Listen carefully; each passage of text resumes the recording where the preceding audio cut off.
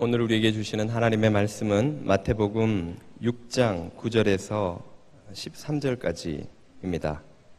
그러므로 너희는 이렇게 기도하라. 하늘에 계신 우리 아버지여, 이름이 거룩히 여김을 받으시오며 나라가 임하옵시오며 뜻이 하늘에서 이루어진 것 같이 땅에서도 이루어지이다. 오늘 우리에게 일용할 양식을 주시옵고 우리가 우리에게 죄 지은 자를 사하여 준 것 같이 우리 죄를 사하여 주시옵고 우리를 시험에 들게 하지 마시옵고 다만 악에서 구하시옵소서. 나라와 권세와 영광이 아버지께 영원히 있사옵나이다. 아멘. 오늘은 주기도문 연속 설교의 세 번째 시간입니다. 오늘 우리가 살펴볼 기도문은 전체 6개의 기도문 중 전반부의 3개입니다. 이 3개의 기도문은 세 문장으로 구성되어 있긴 하지만 실제로는 하나의 기도를 셋으로 표현한 것일 뿐입니다. 이 기도문을 한번 보시지요. 9절과 10절인데요. 이름이 거룩히 여김을 받으시오며 첫 번째 기도문이죠.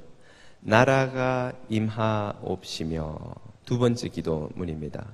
뜻이 하늘에서 이룬 것 같이 땅에서도 이루어지이다. 세 번째 기도문입니다.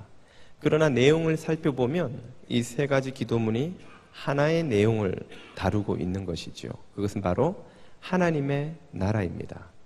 하나님의 이름이 높임을 받는 그곳, 그분이 왕으로 대접을 받는 그곳이 곧 하나님의 나라지요. 또 그분의 뜻이 이루어지는 그곳도 하나님의 나라지요. 그러므로 결국은 이 세 개의 기도문은 예수 그리스도께서 제자들에게 명령하셨던 먼저 그의 나라와 그의 의를 구하라고 하셨을 때에 그 나라를 구하는 기도인 것입니다.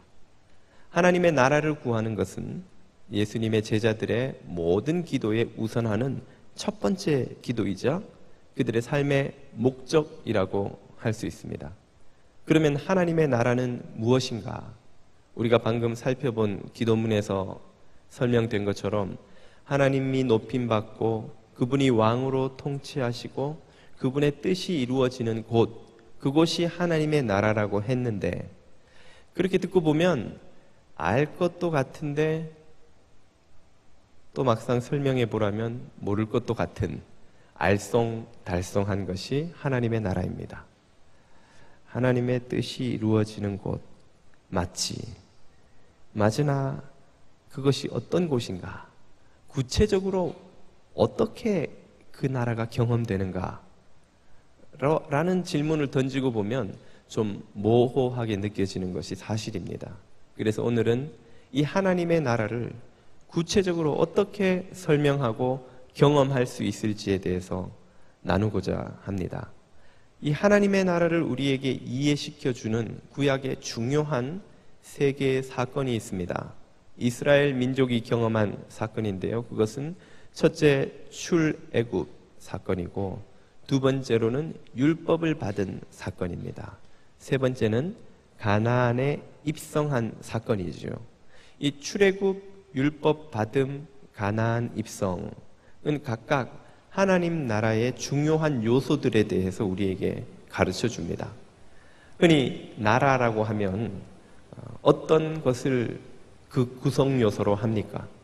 고등학교 시절로 기억을 한번 되돌려 보시면요, 물론 끔찍하시겠지만 하나님의 보통 나라라고 하면 세 가지 요소를 가지고 있죠. 그것은 백성, 주권, 땅입니다. 이 셋 중에 어느 하나라도 빠지면 온전한 나라라고 보지 않습니다.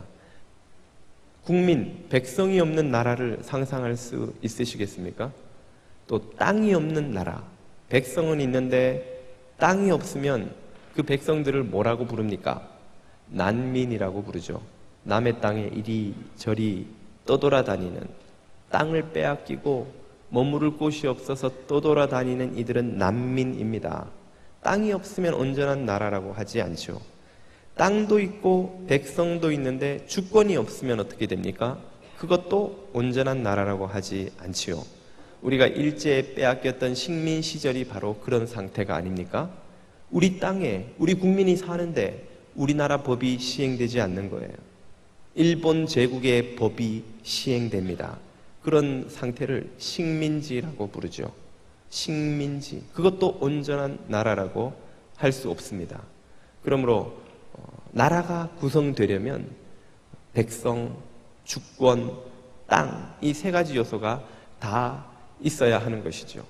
그런데 좀 전에 설명했던 이스라엘 백성이 경험한 세 가지 사건은 바로 이 세 가지 요소를, 하나님 나라의 세 가지 요소를 만든 사건입니다. 출애굽은 하나님의 백성들을 만들어낸 사건이죠. 이집트에서 노예로 살던 이들을 하나님이 불러내셔서 출애굽기를 보면 너희는 내 백성이 되고 나는 너희 하나님이 되리라고 약속하십니다. 그 노예였던 사람들을 하나님 나라의 백성으로 만든 것입니다. 두 번째로 그들에게 율법을 주시죠. 율법은 주권을 있게 하는 법입니다. 어느 나라든지 주권이 확보되려면 그 나라의 법이 시행되어야 합니다. 하나님 나라에서 시행되어야 할 법을 하나님은 이스라엘 백성들에게 율법이라는 이름으로 주신 것이지요. 그리고 세 번째는 가나안 땅을 그들에게 주신 것입니다. 그들이 백성도 있고 주권을 세울 법도 얻었다면 이제 그들이 살아가야 할 땅이 필요하겠죠. 그래서 가나안 땅에 입성하게 하신 것입니다. 이 백성, 주권, 땅을 이스라엘 민족에게 가져다 주었던 이 세 가지 사건, 이 사건은 오늘 우리에게도 하나님의 나라가 어떤 것인가 하는 것을 하나씩 차례로 이해시켜 줍니다. 그것을 살펴보고자 하는데요. 먼저 출애굽이 주는 하나님 나라에 관한 가르침입니다. 하나님 나라란 어떤 곳인가? 첫째로 그것은 회개한 성도의 삶에서 경험되는 나라입니다. 이것은 성도 개인의 삶에서 경험되는 하나님 나라라고 할 수 있습니다. 출애굽 때 하나님은 이스라엘 백성들을 이집트에서 나오라고 하셨습니다. 왜냐하면 이집트는 하나님의 백성들이 살 땅이 아니기 때문이지요. 그 이집트는 죄악된 삶의 자리에 대한 상징입니다. 이스라엘 백성들은 하나님의 부르심에 응답해서 그 땅으로부터 나옴으로써 하나님의 백성의 삶의 여정을 시작한 것입니다. 다르게 말하면 구원받은 성도의 구원의 여정을 시작한 것이죠. 오늘 우리들도 주님으로부터 죄악된 세상의 삶의 자리로부터 나오라는 부름을 듣습니다. 그 부름에 응답해서 죄악된 삶의 자리를 떨치고 그곳을 탈출하여 하나님께로 돌아가는 결단, 반응이 바로 회개라는 것입니다. 회개. 우리가 회개한다라고 할 때는 죄악된 삶의 자리로부터 우리의 삶의 자리를 하나님 안으로 옮긴다 하는 그런 뜻이 있습니다. 그러므로 주님의 부르심에 응답해서 회개하는 성도의 삶에는 하나님의 통치가 경험되고 그러므로 그곳에는 하나님의 나라가 임하게 되는 것이죠. 이 하나님의 부름에 응답하는 사건에는 한 가지 전제 조건이 필요합니다. 그것은 우리가 하나님의 백성으로 선택받고 부름받을 자격이 없다 하는 이것이지요. 노예가 세상에 뛰어나고 잘난 민족도 많은데 하필 노예가 어떻게 하나님의 백성이 되며 그 노예가 백성 될 자격이 있느냐는 것입니다.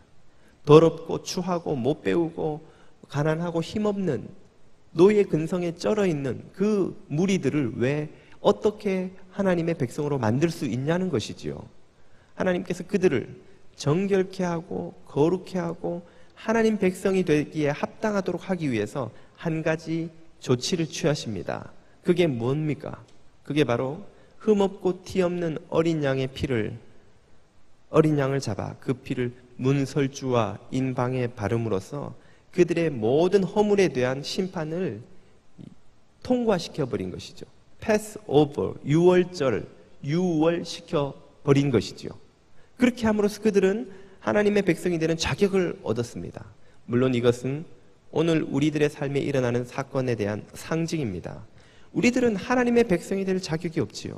그래서 하나님은 그 독생하신 아들 예수 그리스도를 세상 죄를 지고 가는 어린 양으로 삼으셔서 그 피를 우리 영혼의 문설주와 인방에 바르게 하셨습니다. 그래서 우리는 모든 죄를 씻음받고 용서받고 정결케 되어 하나님 백성 될 자격을 얻게 된 것입니다. 그것을 받아들이는 것이 믿음입니다. 이 믿음과 이 회개의 반응으로 하나님의 부르심에 응답한 사람의 삶 속에는 천국이 임합니다. 죄 씻음의 기쁨이 임합니다. 평강이 임합니다. 모든 불안과 염려와 불신앙이 빛 아래 물러가고 하나님의 평강과 능력과 구원의 은혜가 그 삶 속에 임하는 것입니다. 내 마음이 천국이 되고 세상 어떤 곳에 있어도 하나님과 동행하는 그 기쁨으로 충만하게 사로잡힐 수 있게 된 것이죠. 바로 이것이 개인적인 차원에서 경험하는 회개한 성도들이 누리는 하나님의 나라인 것입니다. 이렇게 임하는 하나님의 나라가 여러분의 삶 속에 모두 임하시게 되기를 축원드립니다. 두 번째로 우리가 경험하는 하나님의 나라는 이 개인적인 차원을 넘어서서 공동체적 차원에서 경험하는 나라입니다. 그것은 바로 제자들의 순종을 통해서 경험하게 되는 하나님의 나라, 공동체 가운데서 경험하는 하나님의 나라를 말하는 것입니다. 이스라엘이 출애굽을 한 후에 그 직후에 경험한 사건이 무엇입니까? 바로 율법을 받은 사건이지요. 그들은 시내산 아래 있는 시내 광야에 머무르면서 모세를 통해 주신 하나님의 율법을 받습니다. 그들에게 왜 율법이 필요합니까? 그들이 하나님의 백성이 되어 하나님의 나라에서 살려면 서두에서 제가 설명드린 것처럼 하나님의 주권을 확립시키는 법이 필요했던 것입니다. 이 법이 지켜져야 그들이 하나님의 백성이 됩니다. 이 법이 지켜져야 그 가나안 땅이 하나님의 나라가 됩니다. 이 법이 안 지켜지면 이 백성이 그 가나안 땅에 들어가 무슨 짓을 해도 그곳은 하나님의 나라라고 할 수 없는 것입니다. 하나님의 법이 지켜져야 하나님의 나라가 세워지는 것이죠. 오늘 예수님이 말씀하신 것처럼 하나님의 뜻이 하늘에서 이루어진 것처럼 땅에서도 이루어져야 그곳이 하나님의 나라가 되는 것입니다. 그래서 이스라엘에게 율법을 주신 것이죠. 이와 똑같이 예수 그리스도는 당신의 제자된 우리들에게 산상설교를 통해서 율법을 다시 한번 가르쳐 주셨습니다. 이 주기도문이 자리 잡고 있는 마태복음 5장에서 7장까지의 산상설교는 정확히 구약의 시내산에서 주어진 율법의 재해석판입니다. 재선포판입니다. 예수님이 새로운 이야기를 하신 것이 전혀 아닙니다.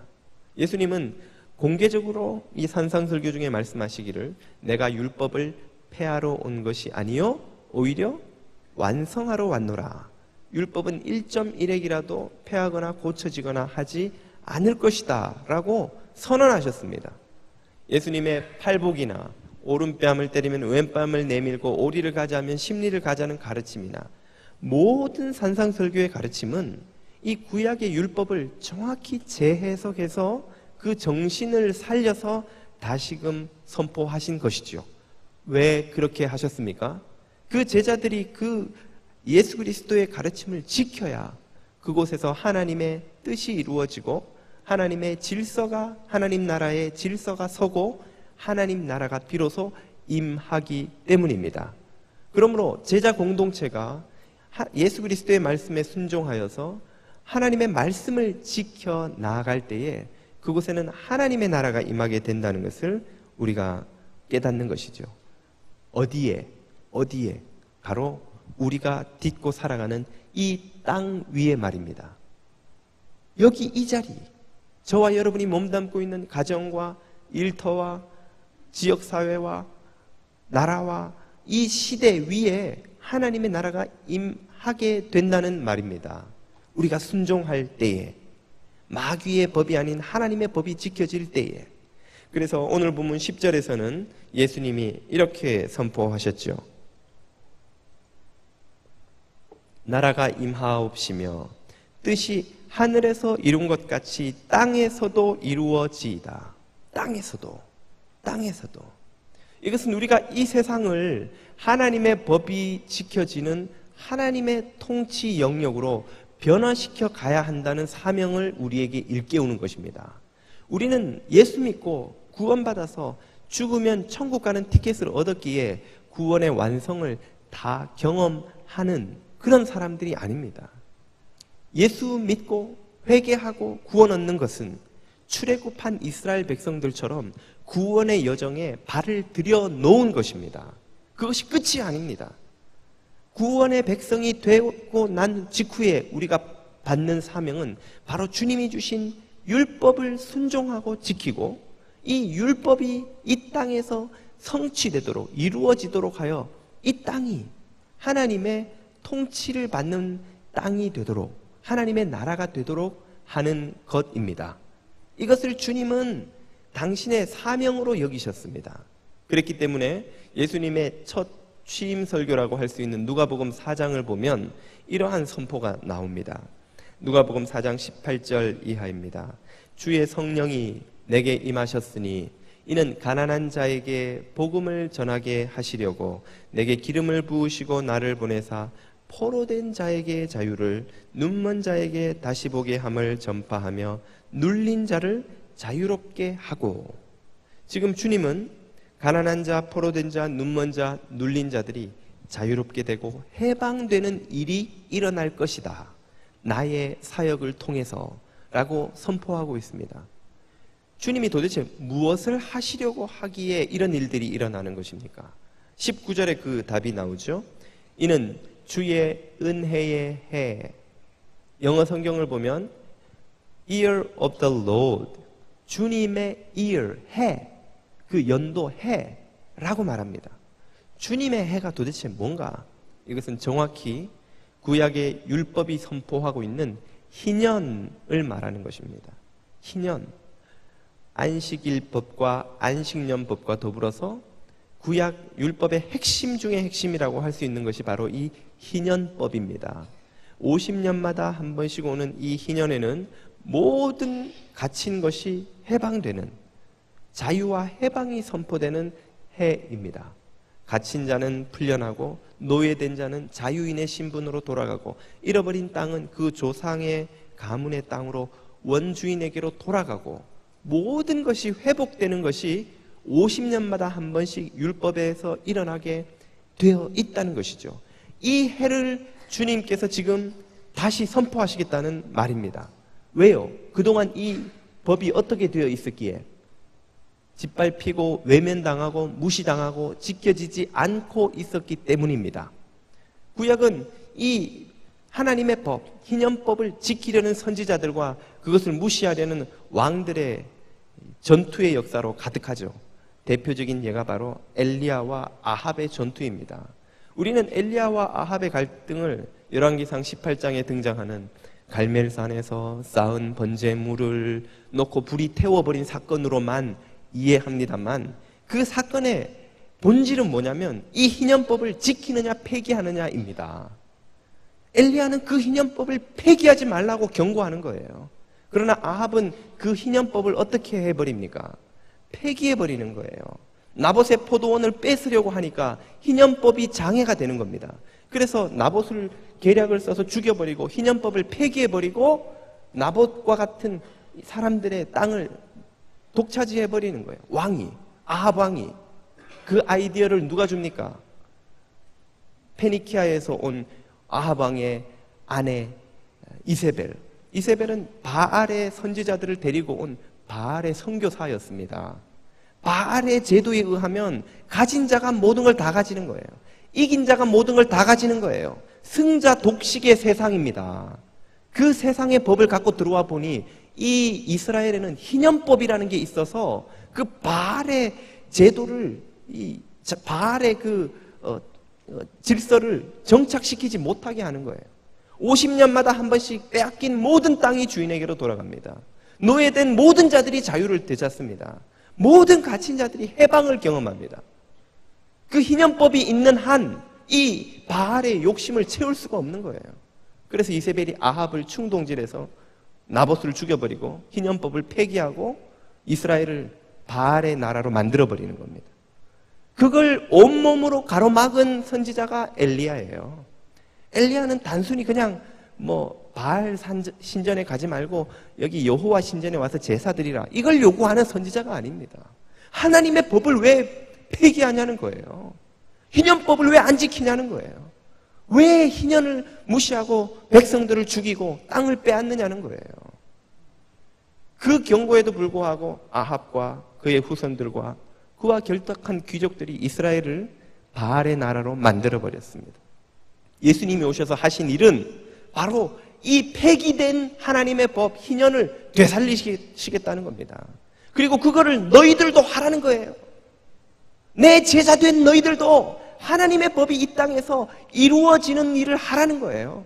하나님의 뜻이 하늘에서 이루어진 것처럼 이 땅에서도 이루어지도록 기도하라는 거예요. 희년의 정신이 이 세상을 다스리도록, 긍휼과 사랑과 공의와 정의의 하나님의 법이 이 세상을 다스리도록 하는 일에 너희도 헌신하라는 거예요. 이게 바로 주기도문이 우리에게 가르치는 바입니다. 이것이 구원받은 성도들의 사명인 거예요. 내가 죄 용서받고 구원받았으니 이제 천국 가면 땡, 이 세상 미련도 아쉬움도 없고 나는 천국에 빨리 가면 땡, 이것은 대단히 편협하고 잘못된 구원관입니다. 구원받은 성도들의 마땅한 사명은 이 땅이 하나님의 통치 질서 아래 놓일 때까지 쉬지 않고 기도하고 전하고 순종하고 섬기는 것입니다. 우리가 왜 엘살로, 오막으로, IT로 선교팀을 보내서 복음을 전하고 그들을 섬기고 고치고 합니까? 이 땅에 하나님의 나라가 임하도록 하기 위해서입니다. 그것이 우리의 이 땅을 하나님의 나라로 바꾸는 사명이 우리의 사명이 아니라면 뭐하러 우리가 이곳저곳 남의 나라 쫓아다니면서 시간과 돈을 쓰고 낭비하고 고생하고 할 이유가 있습니까? 오늘 사랑하는 교우 여러분들의 마음속에 예수 그리스도께서 주신 이 사명이 깊이 깊이 새겨지기를 축복합니다. 뜻이 하늘에서 이루어진 것처럼 우리가 사는 이 땅에서도 이루어져야 합니다. 세 번째로 주기도문이 가르치시는 하나님의 나라는 바로 소망을 붙드는 성도들이 들어갈 나라입니다. 소망을 붙드는 성도들이 들어갈 나라. 이 소망은 영원을 바라보는 소망입니다. 이스라엘 백성들은 출애굽하고 율법을 받은 후에 가나안 성에 들어갈 때까지 긴 여행을 했습니다. 바로 가면, 부지런히 걸으면 한 일주일이나 길어봐야 보름이면 들어갈 수 있는 거리입니다. 가족들이 많고 가축이 많아서 천천히 이동할 수밖에 없다 해도 한두 달이면 들어갈 수 있는 거리입니다. 그런데 그들은 무려 40년 동안 그 광야에서 시간을 보냈습니다. 왜입니까? 그 가나안 땅에 들어갈 준비가 안 되었기 때문이죠. 그것을 그들은 가데스 바네아라는 곳에서 정탐하는 과정에서 드러냅니다. 하나님이 이 땅을 너희에게 주겠다고 약속하셨는데도 불구하고 그 약속을 믿지 못하고 정탐꾼들의 말을 들어보니 저들은 거인과 같고 우리는 메뚜기와 같은데 우리가 어떻게 저들을 몰아내고 저 땅을 차지할 수 있단 말인가? 울부짖으며 차라리 이집트로 돌아가 노예로 살자. 예수 믿는 게 이렇게 힘들고 버거울 것 같으면 차라리 세상으로 돌아가자 하듯이 그들은 하나님을 원망하고 비난하기 시작했습니다. 그래서 그들의 발걸음이 가데스 바냐에서 유턴해서 광야로 들어갑니다. 광야 생활 40년 동안 무슨 일이 일어납니까? 그 가데스 바니아에서 하나님의 약속을 불신하고 이집트로 돌아가자고 부르짖었던 모든 기성세대가 거기에서 다 뼈를 묻습니다. 그리고 광야에서 태어난 새로운 세대가 일어나서 가나안 입성을 준비하게 되지요. 왜 그런 일이 있어야만 했습니까? 그 기성세대가 무엇에 절어있기 때문입니까? 노예 생활에 절어있기 때문이에요. 노예로 평생을 살아왔습니다. 한 번도 자기 주관을 가지고 자기가 주인이 되어서 주체적인 삶을 살아본 적이 없습니다. 하나님의 말씀을 신뢰하지 못합니다. 불신하는 것이 몸에 절어 있습니다. 그 세대를 땅에 묻고 새로운 세대로 하나님의 백성을 만들어 가나안에 집어넣어야 했던 것입니다. 이것은 오늘 우리 신앙생활에 대단히 중요한 비유적인 메시지를 줍니다. 우리가 예수님을 믿었다고 그날로 온전히 우리의 삶이 경건해집니까? 어제까지 입에 붙어있던 욕설이 오늘 아침에 갑자기 떨어지나요? 어제까지 거짓말을 밥 먹듯이 하던 습관이 오늘 갑자기 거룩한 말만 하는, 거룩한 생각만 하는 삶으로 바뀌어집니까? 그렇지 않지 않습니까? 우리가 하나님의 나라에 들어갈 때까지 많은 훈련과 연단이 필요합니다. 우리 안에 이집트에 노예되었던 그 습성, 그 노예 근성들을 깡그리 뽑아내고 잘라내고 죽이고 광야에 묻어버리는 연단의 시간이 필요한 것입니다. 그 시간이 오늘 우리가 살아가는 이 삶의 의미 중 하나입니다. 그리고 그 시간을 보내는 이들이 바라보는 곳이 어디입니까? 바로 가나안인 것이죠. 그들의 40년의 생애는, 시간은 가나안을 바라보는 생애였습니다. 오늘 우리들의 생애도 바로 가나안을 바라보는 생애인 줄 믿습니다. 우리는 이 땅에서 하나님의 나라가 이루어지기를 생명 다하여 섬길 제자들이지만 동시에 영원히 우리에게 허락될 하나님 나라를 바라보며 살아가는 제자들입니다. 그래서 오늘 본문 13절은 이렇게 하나님의 나라를 선포하죠. 나라와 권세와 영광이 아버지께 언제까지? 21세기 말까지? 22세기까지? 영원히 있사옵나이다. 우리의 생애는 영원하지 않습니다.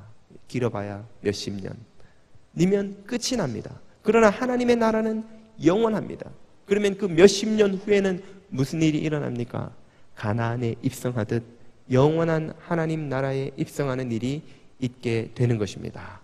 주님께서는 이 영혼에 대한 비전을 우리에게 여러 번 말씀해 주셨습니다. 그 중에 하나만 보면 마태복음 25장 30절이 있죠. 그때 임금이 그 오른편에 있는 자들에게 이르시되 내 아버지께 복받을 자들이여 나와 창세로부터 너희를 위하여 예비된 나라를 상속받으라. 상속받으라. 자녀들은 아버지의 유산을 상속받습니다. 하나님의 자녀된 우리들은 하나님의 나라를 상속받습니다. 그 나라는 영원한 나라인 줄 믿습니다. 이 영원한 나라에 대한 비전을 여러분 안에 품으시기를 축복합니다.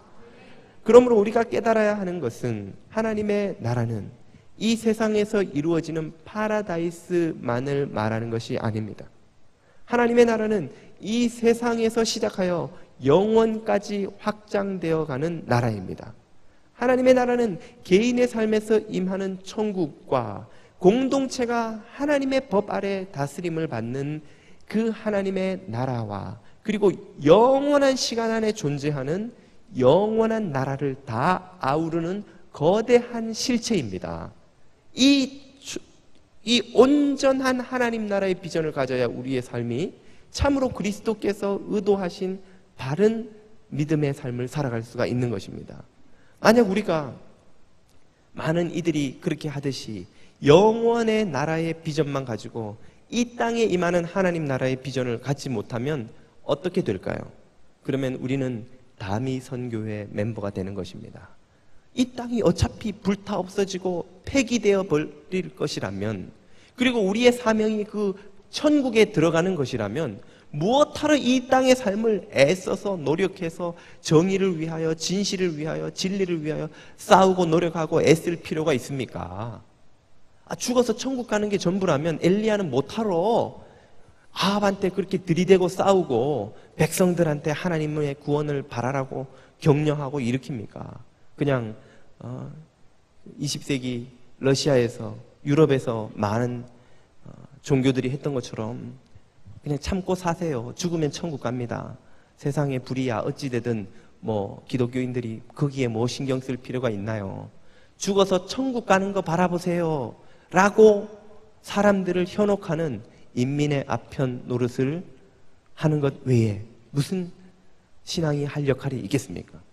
영혼의 비전만을 바라보는 신앙은 절름발이 신앙입니다. 그것은 온전한 신앙이 아닙니다. 그것은 우리를 삶에서 도피하게 만드는 잘못된 신앙이지요.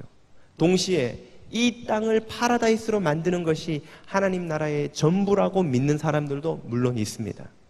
영원히 어디 있냐? 이 땅에서 하나님 나라를 세우는 게 맞지. 하나님의 나라의 비전을 이 땅으로 제한하면 어떤 일이 일어납니까?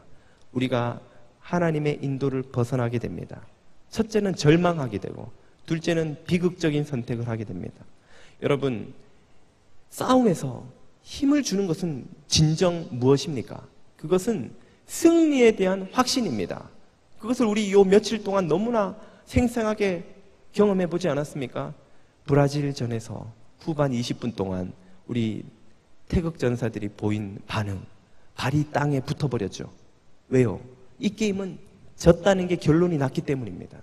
무슨 짓을 해도 3대 0을 뒤집을 수 없는 거예요. 이 브라질을 이길 수가 없는 거예요. 그냥 싸워도 될까 말까인데 이미 스코어는 3대 0. 아무리 격려를 해도 선수들의 발이 움직이지를 않아요. 발이 땅에 붙어버렸어요. 몸에서 힘이 쫙 빠지는 거예요. 한마디로 낙담하는 것입니다. 절망하는 것입니다. 그러나 여러분, 동메달이 걸린 일본과의 3, 4위전에서 마지막 20분 동안 태극 전사들이 보여준 그 용맹함을 기억하십니까? 이 사람들이 시합에 금방 들어간 사람처럼 막 뛰어다니잖아요. 맹렬한 기세로 공격하고 악착같이 수비하고, 그리고도 시합이 끝나니까 막 펄쩍펄쩍 뛰고 2시간 동안 전력 질주를 한 선수들이, 글쎄요, 뭐 얼마나 그랬을지 모르지만 1시간이 넘도록 또 점프를 하는 거예요. 반면에 일본 선수들은 전부 바닥에 주저앉아서. 그 차이가 뭔가요? 어떻게 남은 시간을, 브라질전보다 일본전이 훨씬 몸이 피곤했을 것임에 또 틀림없는데 남은 시간을 그렇게 맹렬히 달릴 수 있습니까? 이길 거라는 확신 때문이에요. 이길 거라는. 이 게임은 이겼다는 거예요. 이 2점 이거 지키면 이긴다는 거예요. 승리의 확신이 있는 사람은 끝까지 인내하고 싸워서 이길 수 있습니다. 힘이 나는 거예요. 우리가 하나님 나라의 비전을 이 땅으로 제한하면 어떤 일이 일어납니까? 승리에 대한 확신을 가질 수가 없어요. 영원한 승리에 대한 비전이 없으면 이 땅에서의 비진리와 불의와의 싸움을 끝까지 감당할 힘이 없습니다. 여러분, 불의와의 싸움이 1, 2년의 싸움입니까? 한두 세대의 싸움입니까? 1, 200년의 싸움입니까? 인류의 역사가 시작된 이래 지금까지 진리와 비진리는 싸워왔지만 여전히 비진리의 성은 너무나 견고해 보입니다. 그 비진리의 견고한 성 앞에서 우리 자신은 마치 이 계란을 손에 든 다윗처럼 보이는 거예요. 다윗은 돌멩이나 들었지, 내가 던지는 건 계란이에요. 그냥 던지면 깨져버리고 마는 거예요. 제가 죽을 때까지 헌신한다고 한들 이 조국 땅의 불의가 사라집니까? 여러분이 죽을 때까지 헌신한다고 한들 이 미국의 모든 불의가 사라질까요?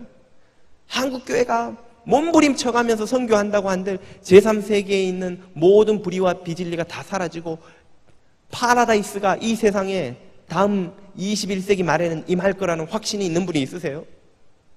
우리의 힘으로 그걸 뒤집을 수 없다는 그런 절망감에 빠지는 겁니다.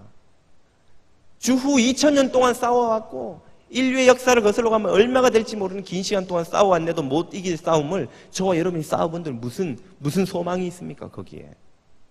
그러면 우리는 포기하거나 절망하거나 아니면 그릇된 방식을 택할 수밖에 없는 것이죠. 불의와 싸우느라고 또 다른 불의가 되는 어리석은 사람들이 될 수밖에 없는 것입니다. 독재에 항거하다가 정권을 쥐고 똑같은 독재를 하는, 군사정권 몰아내겠다고 똑같이 총 들고 또 다른 군사정권이 되는 그런 길을 갈 수밖에 없는 것이죠. 그런 싸움에서 끝까지 진리의 편에 설 수 있는 힘이 어디에서 나오는 것입니까? 최후 승리에 대한 믿음에서 나오는 거예요. 예수 그리스도가 십자가에서 이미 승리를 거두셨고 그 승리를 다시 오셔서 완성시키실 거란 믿음이 있기 때문에 내 한 몸이 계란처럼 던져져서 이 깨어지지 않는, 이 무너지지 않는 가난과 질병과 억압과 착취와 불의와 비진리의 견고한 성 앞에서 그냥 깨진 계란이 되어서 흘러내리는 한이 있어도 마침내 우리 주 예수 그리스도 왕 되신 주께서 다시 오셔서 저 견고한 마귀의 진을 무너뜨리시고 하나님의 나라를 새하늘과 새 땅에 세우실 거라는 믿음이 있기 때문에, 나의 이 헌신을 주님께서 쓰실 거라는 확신이 있기 때문에 우리는 보잘것없는 힘이지만 세계 곳곳에서, 삶의 자리 곳곳에서 진리를 위해 싸울 수 있는 힘을 얻게 되는 것입니다. 승리를 확신한 태극전사처럼 포기하지 않고 남은 생을 달려갈 수 있는 용기를 그 영원의 비전으로부터 비로소 얻게 되는 것이지요. 그러므로 예수 그리스도께서는 우리에게 하나님의 나라란, 우리가 딛고선 이 삶의 자리에서 시작되어 영원한 나라에서 완성되는 거대한 실체임을 깨우쳐 주신 것입니다. 사랑하는 여러분, 오늘 여러분의 마음속에 자리 잡은 하나님의 나라는 어떤 곳입니까? 회개를 통하여 그리스도를 구주로 믿는 자의 삶에 임하는 그 하나님의 나라로부터 시작하여 순종하는 제자들을 통하여 이 세상에 임하는 하나님의 나라로 성장하고, 그래서 예수님은 겨자씨만한 조그만 하나님의 나라가 거대한 나무가 되어 수많은 새들이 깃들여서 안식하는 그런 나라가 될 것이다 고 하셨던 것처럼, 그리고 그 나라가 마침내 영원의 세계에서 완성된 하나님의 나라가 되어 모든 소망을 붙드는 백성들을 그 백성들로 초청하는 그 나라에 완성될 때까지 쉬지 않는 믿음의 여정을 달려갈 수 있도록 그 비전을 붙드시기를 축복합니다. 하나님의 나라가 여러분 안에서 자라나 영원까지 성장할 수 있게 되기를 주님 이름으로 축복합니다.